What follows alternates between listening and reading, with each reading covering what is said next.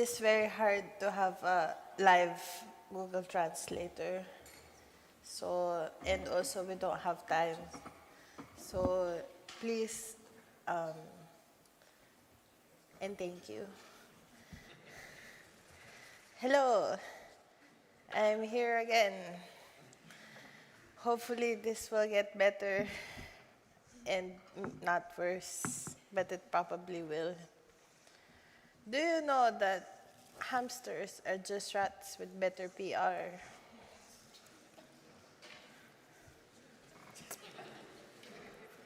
Completely unrelated.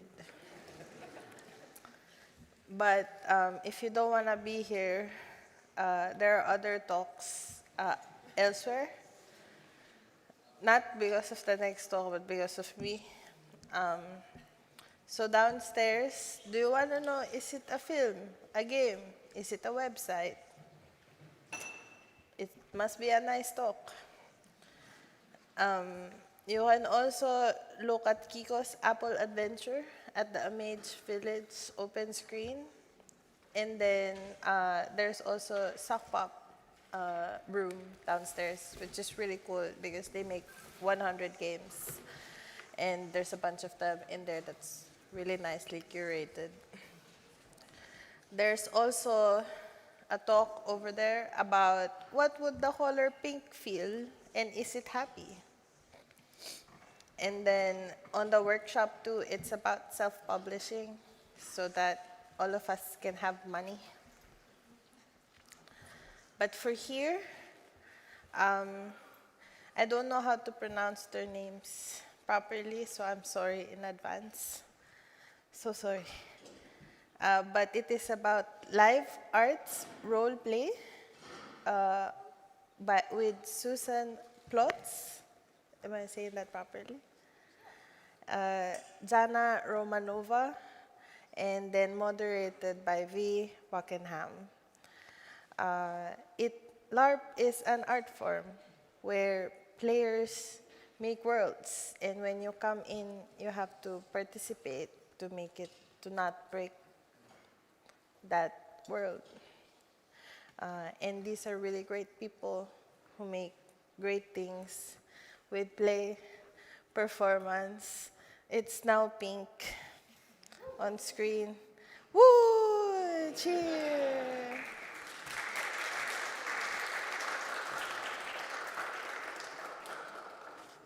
This was a mistake making me host. Thank you.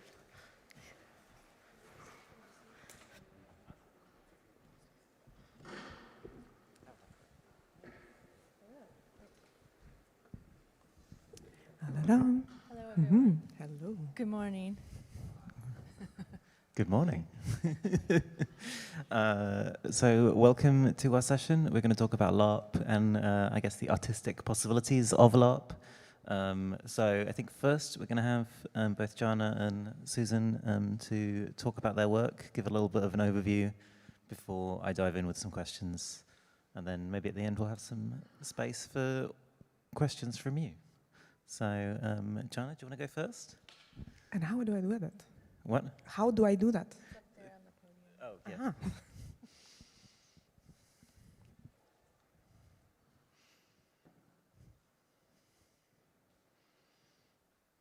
Oh. That's me. Yeah, hello everyone, and thank you so much, Zoraida and Amaze and V for this possibility. I will try to be very quick, although it's very hard for me to say something about what I do in 5 minutes. But I think this image represents quite well two sides of my personality as a very serious artist. And well, I look serious on the right, but believe me, I'm having a lot of fun because that's an image from about 15 years ago when I used to have a LARPing as a hobby. Is everyone here aware of what LARPing is? Okay, you stayed, so good. So yeah, I used to have it as a hobby, and then I became a very serious person. I've been working as a photojournalist for about 15 years, and I didn't have time to play. that made my life very miserable and sad. So eventually I came back to, when I also became an artist, I came back to working with LARP as an art practice, and it's actually incredible opportunity to bring what you really love and use it as a medium to make some meaningful work and changes.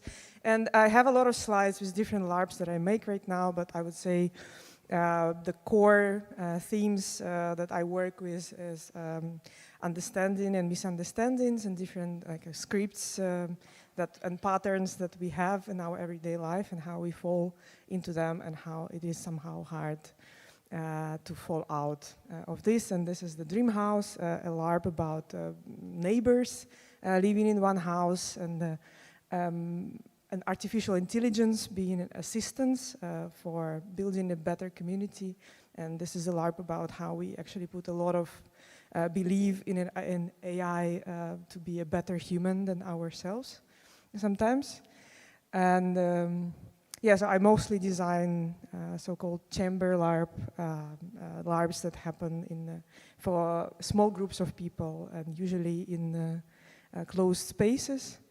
This is the last submarine that I made with my friend Sophie Allerding, and it's about a future where there is no fresh water left anymore, and there is a group of scientists and like military people and researchers trying to figure out where do they get the fresh water now, and there's scarce resources to spend on this last decision, and they need to understand how to work together or not. Yeah, very often I also do LARPs that are site-specific, so when I see a great space, it inspires ideas of how to make a LARP there. This one was made in the abandoned hospital, and of course it is a horror where players have to run and chase each other and something in the 5-story empty hospital building at night. It was a lot of fun. And yeah, I do a lot of collaborations, as you can see in the titles, and this one was in the collaboration with the Ukrainian artist Natalia Grezin and Anton Yermolov, and it's about the collection of Scythian gold that got stuck in the Dutch History Museum before the annexation of Crimea in 2014. And in this LARP, players play pieces of gold from that collection, and it is a lot about the lack of agency and understanding in general what agency is when you are a piece of, when you're an object or objectified in a way.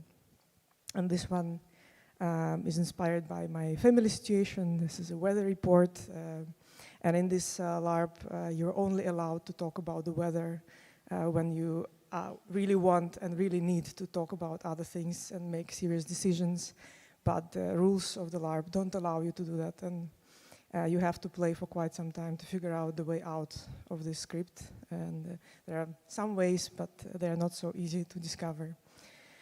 And this is a series of LARPs I'm making now in the collaboration with the Sick House in Enschede in the Netherlands, and they are actually site-specific. It's called Dream Walks, and in these LARPs we are searching into what does it mean to dream, and also how LARP idea and this collective imagination correlates with the idea of dreaming and a collective dreaming. And this is a series of LARPs that, yeah, it's called Dream Walks, and every time it takes place in a different scenery, and it's it's about dreaming when we are sleeping, dreaming of better things and better futures. And the last one we did, for example, was in the parking garage. It was very fun to see how 15 people do weird things in the parking, and the guards don't really know what to do about that, because there's it's not so weird to kick us out, but also it's definitely strange. So and this one is the one that is going to happen here tomorrow at 3:30, and this is LARP about a family archive that I happen to have in torn apart pieces. It was destroyed by one of my family members, and I don't have a reasons for why. And eventually I made a LARP about it, in which, and the performance also, the storytelling performance and the LARP, in which players are invited to create fictions about a family from these pieces of torn apart images, and then all together narrating the story of why it got torn apart. So in this way I collect as many reasons as possible, as many different fictions about why someone can destroy family photographs in a family with complicated relationships. Yeah, I think that's it. I hope it was not too long.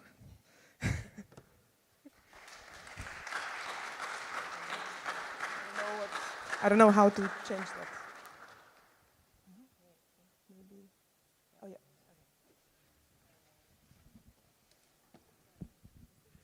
On now? Yes. Hi, my name is Susan Ploetz. Oh, are there two? Is this on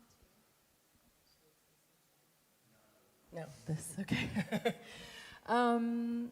Yeah, I'll show my work too. The other one is also up. Yeah. What's that? Oh, yeah.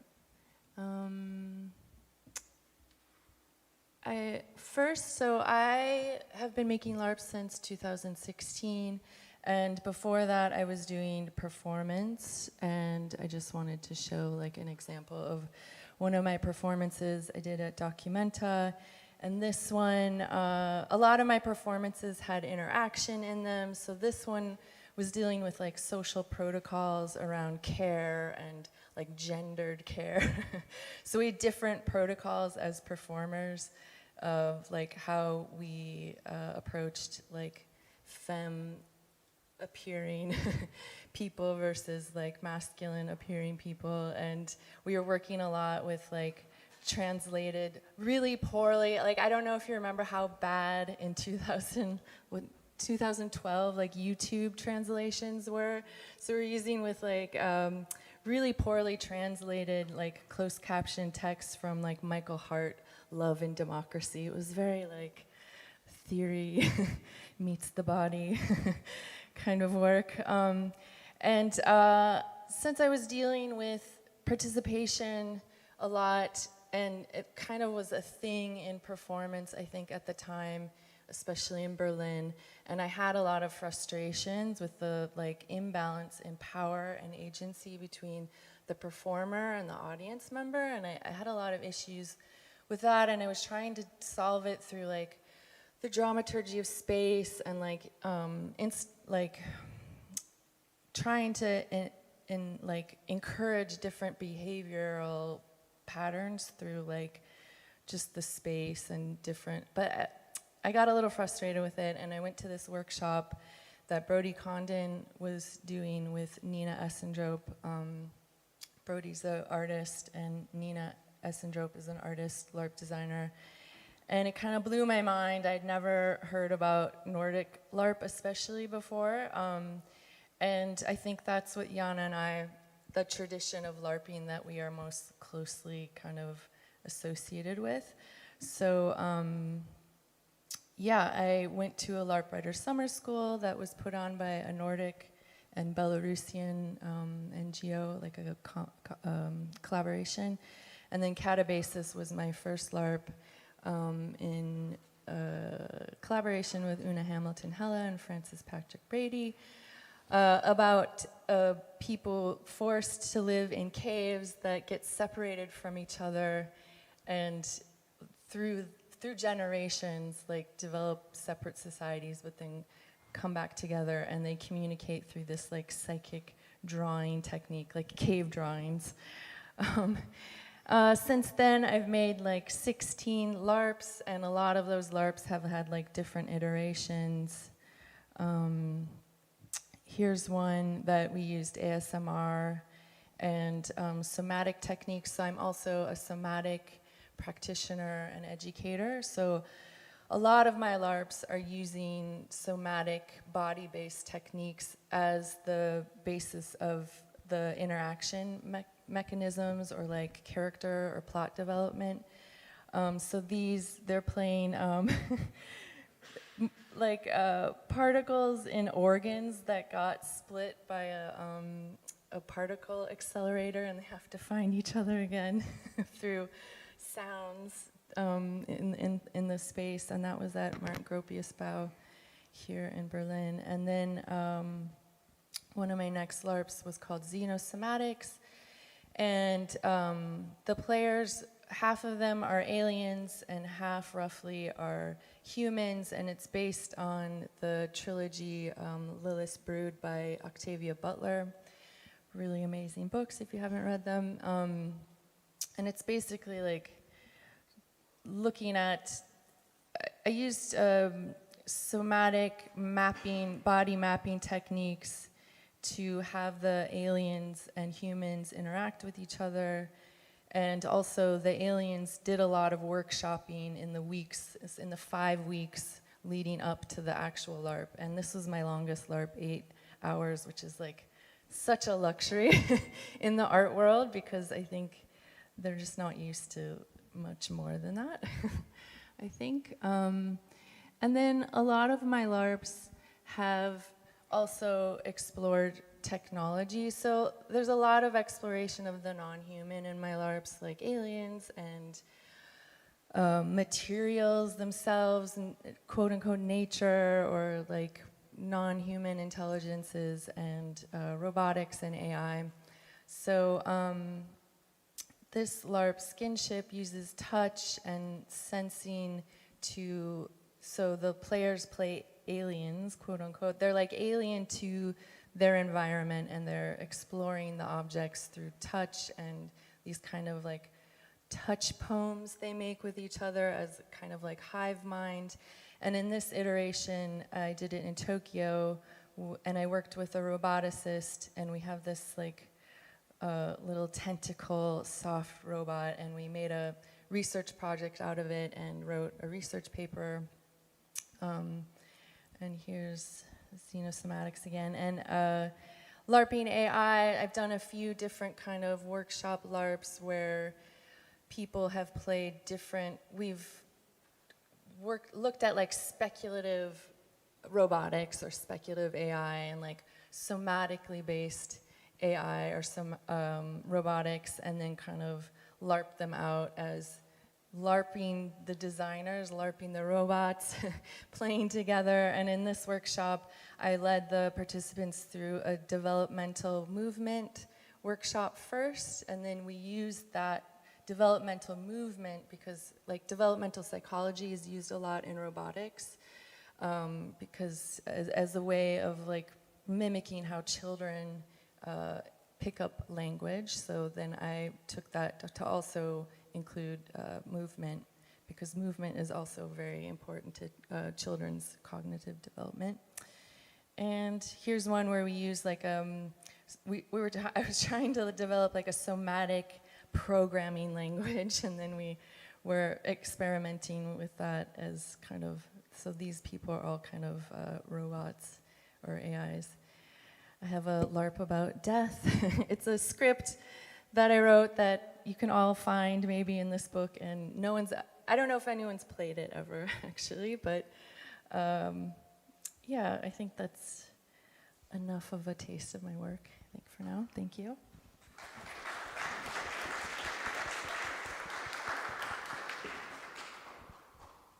Thank you. It's been really lovely to hear about your work. Also, I got to hear about your work in advance, so that's also been lovely. So yeah, I've got a few questions here. So the first question is for both of you, which is, you both have made LARPs about the future and have seemed concerned with, I guess like technological and social development. Like, is the point of these LARPs to prepare people for futures you think are coming, or to like help bring into being some futures or avoid particular futures, or like what's your relationship to that? Yeah, I mean, I think LARPs could be rehearsals in a way, and I also think there's this idea of falsification, like in science, like an idea can't be scientific unless it's proved false, and I think LARPs are excellent at like showing the problems with ideas or conceptions we have. So I think it might feel like a fail. Like sometimes we'll be doing like speculative scenarios and it might like not work, but I think that's really important to know. Like, oh, there's some issues with this. So I think for me, that's like LARP's most potent tool in a way. But also I think it's to like experience these ideas and know how they feel. Like, I think that's important too. I agree, and for me also, the way I think about these imaginary futures is always how much they actually tell about right now and today, and what we can imagine says about who we are at this particular moment in time. And some of the LARPs that I do, they are about, for example, climate anxiety and imagining the climate catastrophe, and I find it very interesting and important to make these LARPs where we are imagining this catastrophe and still finding some agency after the shit already happened. And that's what I find also really beautiful about the LARPs, that it is a lot about, because LARPing is very much about agency and designing for agency of a player, but in this way we can also kind of embody some agency in this imagined horror, if that makes sense. Yeah, that makes sense. And yeah, like I like the both the implacability of like human behavior is going to work a certain way, no matter how technologically wants it to work, and also that people are going to find agency and find ways through a system. I enjoy both of those themes, and they're things that I also get out from stuff. So a question just for you, Jana. Broken Archive uses your actual family photographs, so presumably you have like a little shoebox of your photographs that you have to carry through the LARP. Like, how is it having your like real story folded into this fictional space and then giving players agency over determining what happened to your family? Or I think it is a lot for me about speculation and the notion of speculation, because in this archive, I actually don't know 99% of the people that I found. Also because the archive is torn apart. In many cases, you only have half of a body, and it's for some reason, I don't really know why, but I find it amusing that it's only like a lower part of the body, so it's like legs and arms, but you have to imagine the head and the identity of this person. And I think this whole idea of inviting other people to fiction, like to create this fiction about this family issues together with me made a lot of sense, because I am speculating about it myself. And I will never have an answer to the reasons why it got destroyed. And I feel like I'm also limited in my idea of that. I'm limited by my projection of my family circumstances. But through this whole work and the situation, I find it very interesting to think about why something like this can happen, why someone can destroy someone's photographs in such a big amount. Hundreds, believe me, it's a lot. And but also to think, does it mean to have a family album today? What it represents, how we compile the family album, and what do we want to manifest with it about our families? Do you feel like you understand like things about your family better as a result of having run this LARP? Actually, yeah, definitely. It brought me a lot of things that I never thought about from having the runs of this LARP before. Yeah. Oh, that's really cool. And also a reminder to everyone that that's running tomorrow. So you can also pour through your family photographs. Yeah, I hope to be there as well. So Susan, a question just for you. Yes. So yeah, a lot of your LARPs are about touch.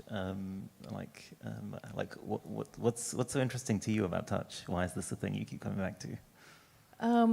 Well, it's like the most fundamental sense of our senses, and I feel like it's often kind of ignored, and especially when it comes to technology. I mean, there's like haptics, of course, but I think when it comes to like robotics, especially, or AI, like we don't think of the other senses when it comes to intelligence. Like we still kind of value like vision first, and then maybe auditory or sound. And I think it's an interesting thing to play with in LARPing and with like interaction with groups. And it is kind of actually what brought me to LARP, because in the workshop with Brody and Nina, they used this technique called Arzamandi, which simulates intimacy or intimate acts, like just on the arms and the hands. And I was like, who are these people that are like layering on a fictional interaction on a like quote unquote real, like very concrete material interaction? So I think that's probably why it comes up a lot. Yeah, like I'd read about Arzamandi like in like saying stuff, and then I did a LARP that had it, and I was like, even though I like intellectually knew that this was a powerful technique, I was still like, oh shit, this is really like, you know, I'm feeling a really intense emotional experience from someone touching my elbow right now. Yeah. So can I have a question, I guess, for both of you about the, I guess, LARP art world kind of divide? Like, I mean, you talked about this a bit in your kind of introduction, but like, how does it feel different, I guess, working in the LARP world versus the art world? How does it feel different, kind of going between these two spaces?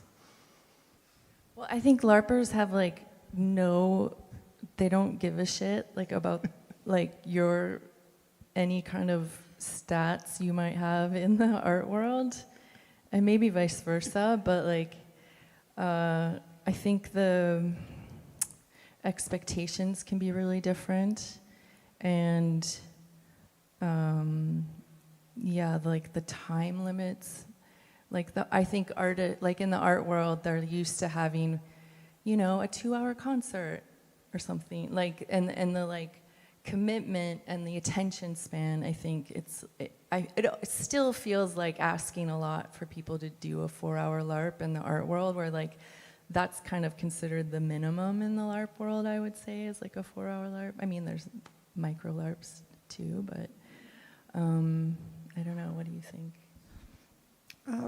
I think in general, it's very different circles. I think maybe a good way to talk about it would be to take a LARP as a medium.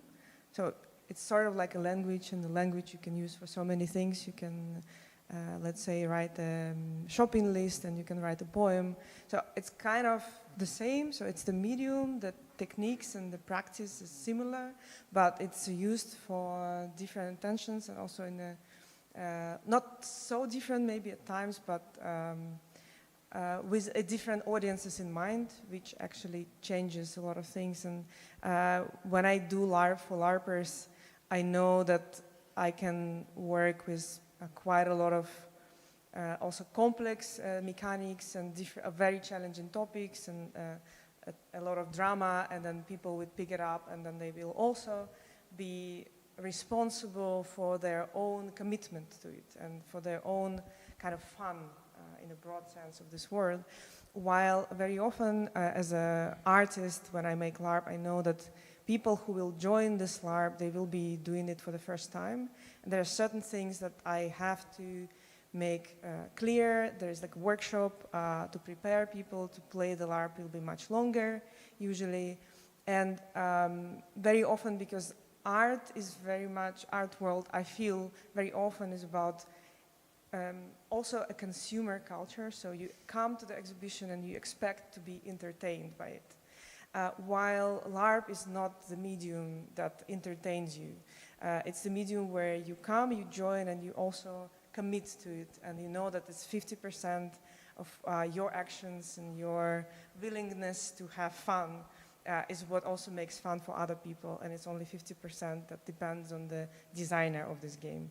So I think this is a dramatic difference, and that's what I often experience, that people expect way too much things from the facilitator if they're doing this for the first time, and if they're outside of the LARPing practice, so let's say not even a community, if they never did it before. So that would be a big difference for me. Yeah, no, one reason I'm so excited by LARP is like, I guess going to a thing and feeling that the normal divide between, like, you go to an event and there's this divide between the organizers who get to go backstage or have like special access and are on the working Wi-Fi network, you know, and then there's the people who are attending, and there's a real divide between that, right? And you go to a LARP festival, the ones I've went to, and there's like you go and it's like, oh yeah, no, everyone, half the people who are in this LARP are also running their own LARP, or the organizers are also doing a thing here, and they're like, oh yeah, you should totally do this, you should organize a thing, right? And that, yeah, I think that comes naturally to LARP, so that feels really exciting to me.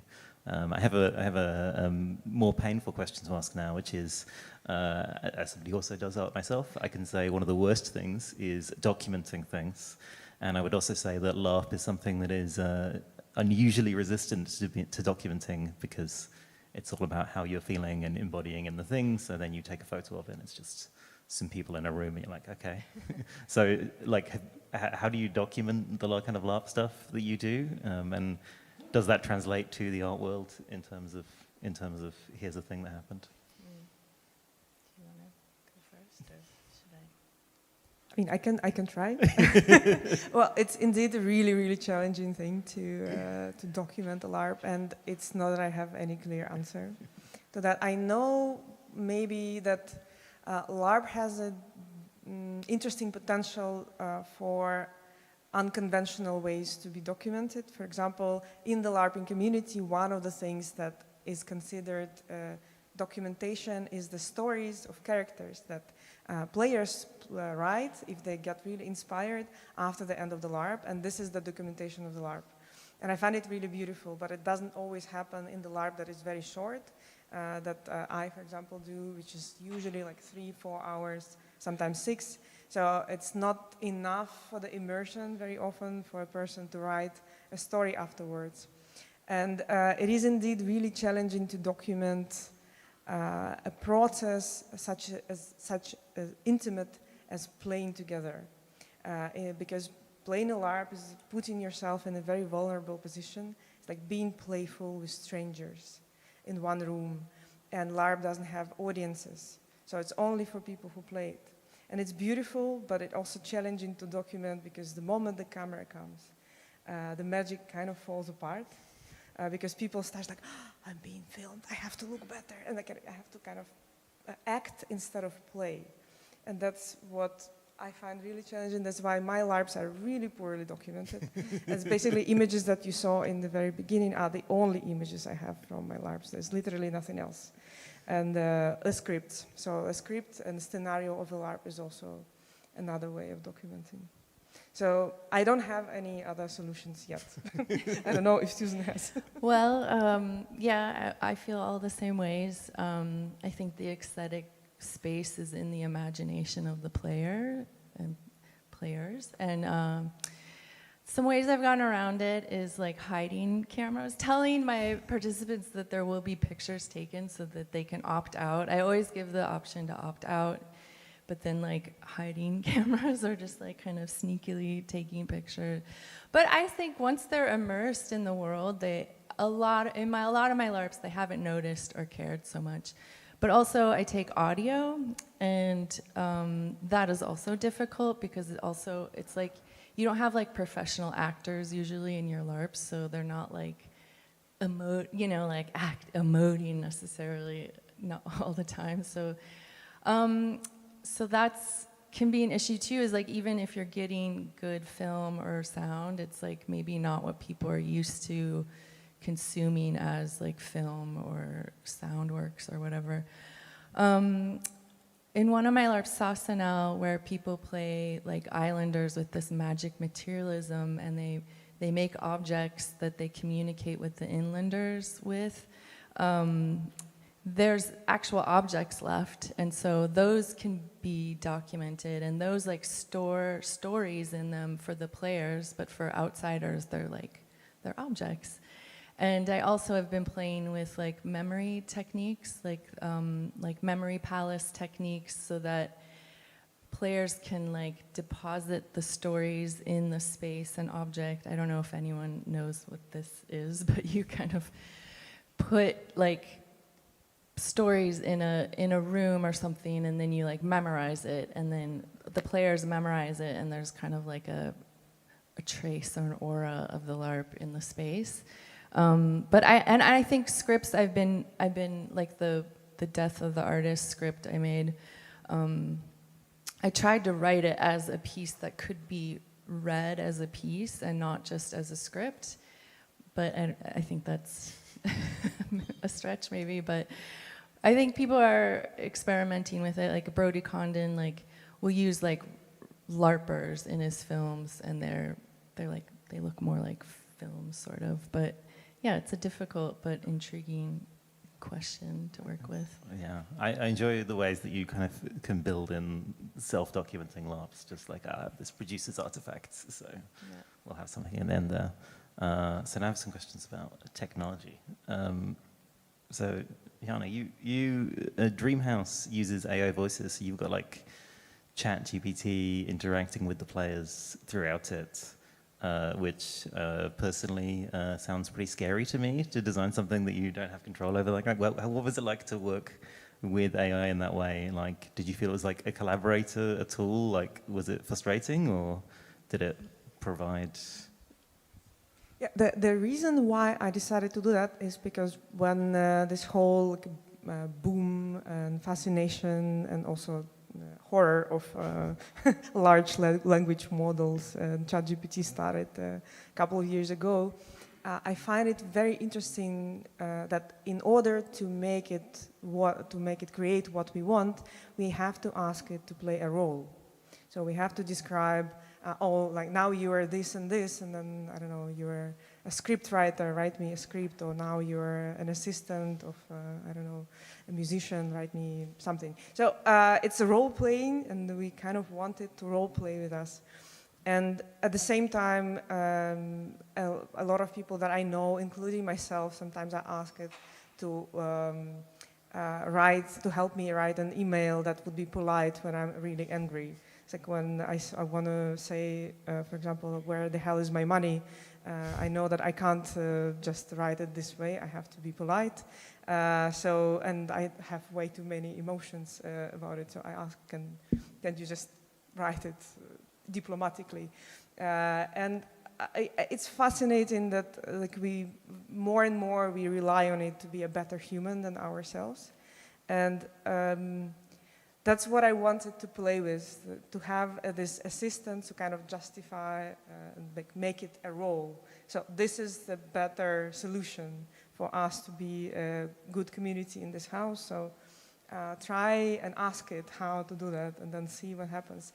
And yeah, it was really scary to do that. And in the first round of this LARP, I was reading everything myself as a house, so there was no generated voice.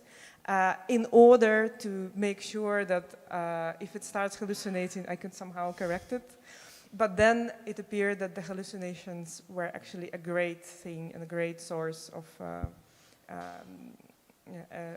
a plot moving forward eventually. And then in the next runs, I always use a generated voice, and it says whatever it says, and then the players react to that, and then they behave according to what they feel will be a right reaction. And it almost always ends up as rebellion and the destruction of it, I have to say, in that life. With a couple of exceptions. There were a couple of times that people ran away from the house also. But they never make peace with it eventually. Okay, good to know. So Susan, you also have robots. So I know in Skinship you had like these kind of soft robotics. Like, how are they to work with? I guess also especially because you're so interested in this like mind-body divide, right? Like, so how was it to stuff that has a body but no mind? Is that accurate? Well, yeah.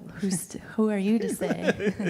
I mean, I guess that's the point of the piece, is like, what is a mind? Like, what constitutes that, and like, how do we perceive intelligence, basically? And I mean, our intestines have 500 million neurons in them. Like, is that also, I mean, it's not the brain, but it's something. So there's like different intelligences even in our own body. And robotics, I mean, those particular soft robots, they were they were a blast. Like, I had some others that didn't work actually, and that one was the only one that worked, the one that was in the picture. And I mean, it does have like a microcontroller in it, like, so, I mean, is that a mind? Like, I don't know, like, depends. Like, I think there's different approaches to robotics. There's like robotics that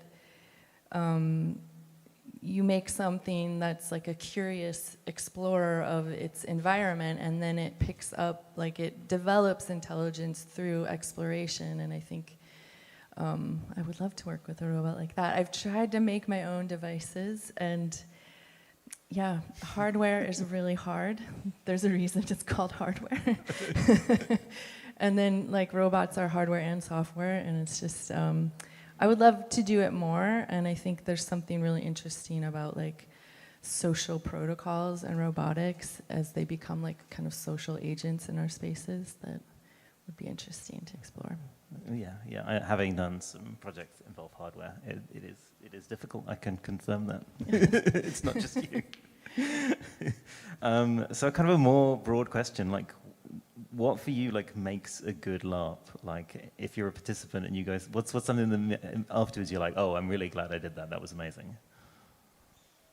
You want to go first? I think given like all the information for the world that is necessary, but not too much, I guess, and mechanics, I think I think especially in the art world, there's not a lot of like art LARPers that are like actually making mechanics, and I think game mechanics are important to LARP. I think it's what makes it LARP, and not like a theater piece or a like, you know, psychological role play or something. Like, and just the facilitator is present and make sure that everyone's coming along and that everyone is kind of starting on the kind of same ground level. I mean, it depends on the design of the LARP. You can have different levels of information for different players, but I think for me, that's what makes me feel like safe enough to take risks and, yeah, put myself out there. For me, now that I think of it seriously, I didn't think about it actually before, so it's a great question.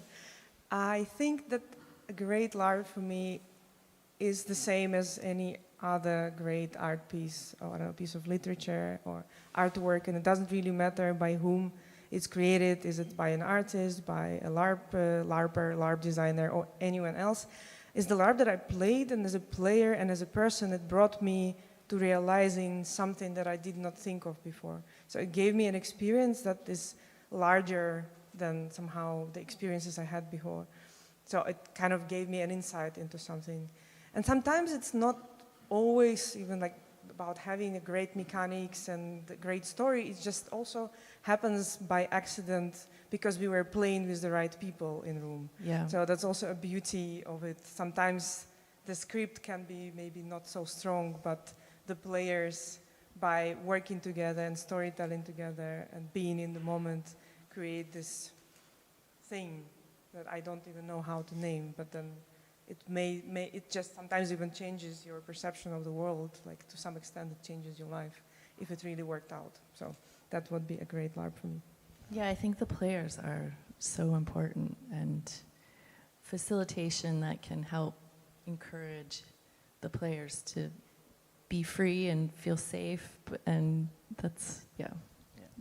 Okay, so one final question, which is, the LARP Festival, The Smoke, which is in London, that I go to, just sent an email like, here's the pictures, etc. Also, our call for LARPs is still open, and I'm looking at it and I'm feeling tempted. So if I'm considering writing my own LARP, which I am, have you got any advice for me as an aspiring LARP designer?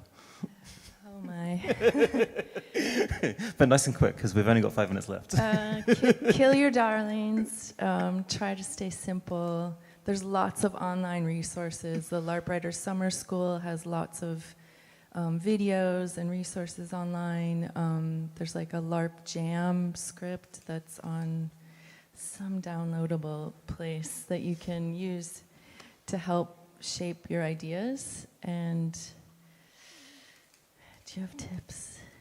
I think the main tip is to just write the LARP, whatever you think it is right now, and then play test it. Yeah, and play test it as testing. many times as you can, till the moment Yes. that you know that what you wanted actually works.